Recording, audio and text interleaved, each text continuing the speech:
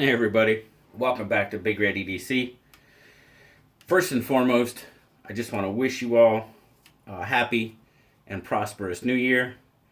Wish you all good health and good things to come your way in 2019.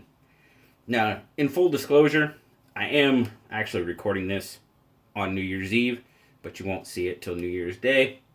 That's alright. It'll be our little secret. But I have to be honest with you guys. I have to tell you something.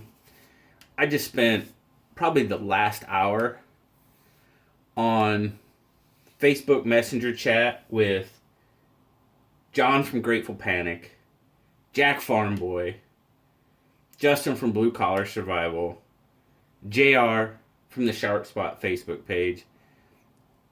I think that was everybody. And oh my goodness, I was laughing so hard.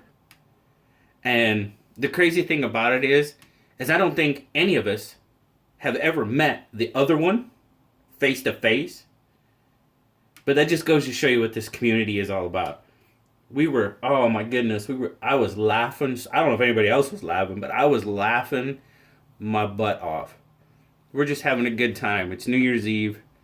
So, I just had to share that. But let's get to a review. The first review of 2019. That would be the Maxace Zealot. Now the Zealot comes to me from our good friend Jack FarmBoy.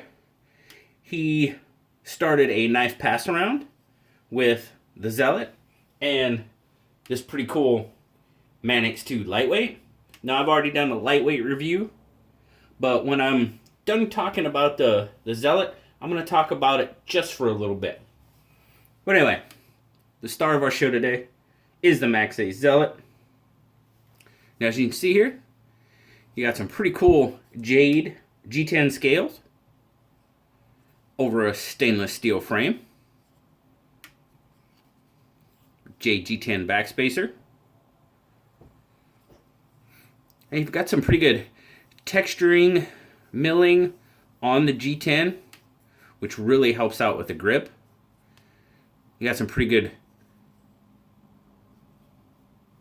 texturing, or not texturing, but milling. That's the word I'm looking for. On the frame as well. Pretty sleek looking knife. You have a stainless steel pocket clip. Looks like to me, I believe it is right hand tip up only, and the reason I say that is because the pocket clip does have a bit of curve to it, which would look really odd for a left-handed carry. So I'm pretty sure it is right hand tip up only. Sorry, lefties. Got a 4 5/8 inch closed length on it. Manual flipper. Thing shoots out there real nice on that ball bearing pivot. Great action. It is a frame lock. Once you got it open, you got a 3 3/4 inch 440C drop point blade. And you got some words on there. I'm making sure you can see it. There we go. That's better. Designed by Midnight Cat, 2018 Zealot.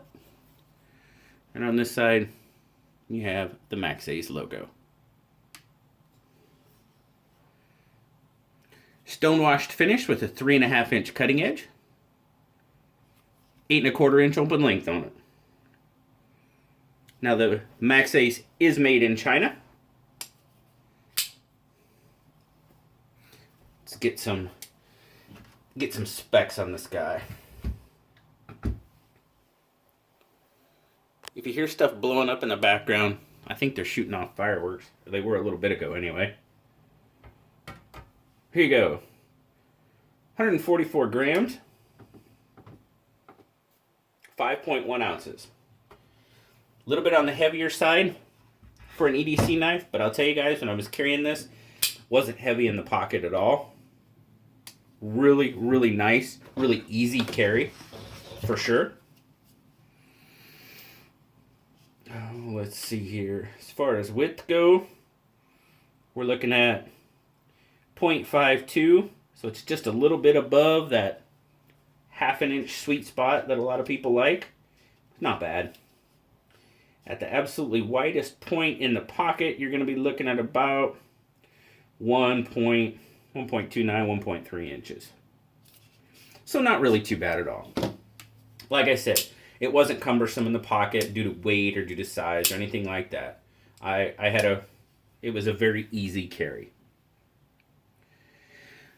My take on the knife, guys. Action is very, very sweet.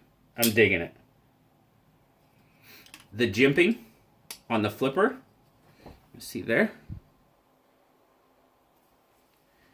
Really good, not overly aggressive, doesn't hurt your finger, but very useful. Digging that. Now, it does feel good in hand, but I will say, and this is in my hand, I don't know how it feels to anybody else, but in my hand, that tip on that pocket clip does cause a little bit, just a little bit of a hot spot when I try to grip down on it. Not going to condemn the knife for that, but it does. It kind of curves up, and when I grip on it, it does create a little bit of a hot spot right there on the pad of my hand.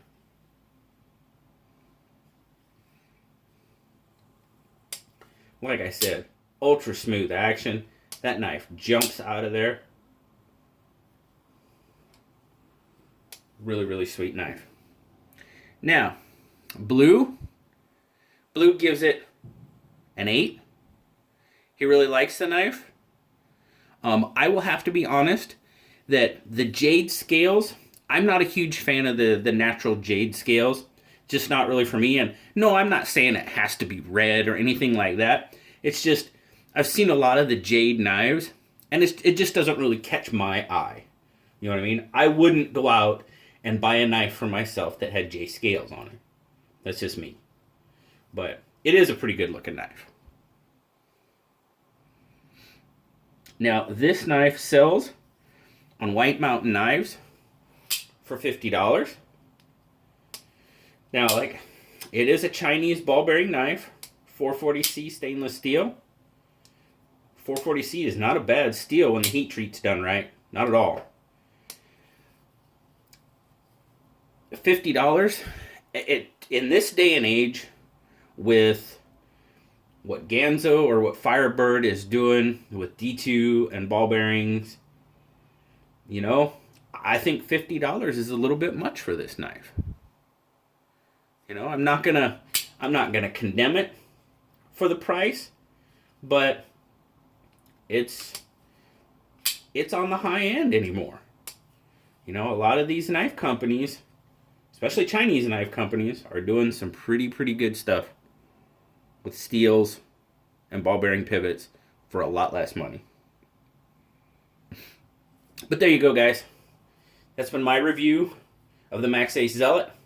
First review of 2019. I have to say thank you very much to Jack FarmBoy for including me in this knife pass around. I greatly appreciate it. Now, what I wanted to talk about the Manix 2 Lightweight real quick is, if you remember from my review, JR was kind enough to loan me his, and I really had an issue with the FRCP at the time. Now, since I've had this knife, and I should be a little bit more specific. My issue was, in holding this knife, I don't know if it was a texture, the FRCP, a combination of the two, but my fingers were really sensitive. And I never had a knife do that before. And so I was condemning the FRCP a little bit. But having this knife and handling it and carrying it, it's FRCP. It has to be. That's the only thing I can find that... I mean, they make them in G10 and that type of thing, but handles that look like this they say they're all FRCP. I can't find anyone that says it's FRN. And I don't get that feeling. I don't get that feeling with this knife. So I was talking to Jack FarmBoy. Well, we were talking on that thread earlier today with all of us. And JR brought up a good point. He said, hey, weren't you doing a lot of stuff with paracord at that time? And I was. And I forgot all about that. And I pretty much had to quit messing with a lot of paracord stuff because it was starting to, getting older, I guess. It was starting to affect the knuckles in my fingers here. And he was right. I was doing a bunch of stuff for a buddy for Christmas presents. And I'm thinking maybe that, some sort of like carpal tunnel type thing was causing my fingers to feel weird. I don't know. I've never had carpal tunnel before, but I hear that's kind of your fingers tingle and stuff a little bit. So I think that was a good point. So I will, right here, retract what I said about the FRCP.